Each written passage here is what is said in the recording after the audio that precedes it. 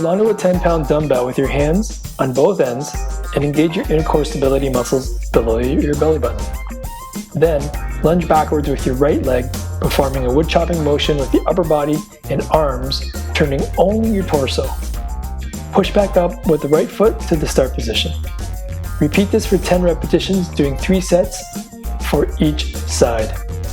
This exercise is excellent for strengthening your knee and developing better balance and proprioception and more optimal neuromuscular activation patterns after a knee ligament sprain injury.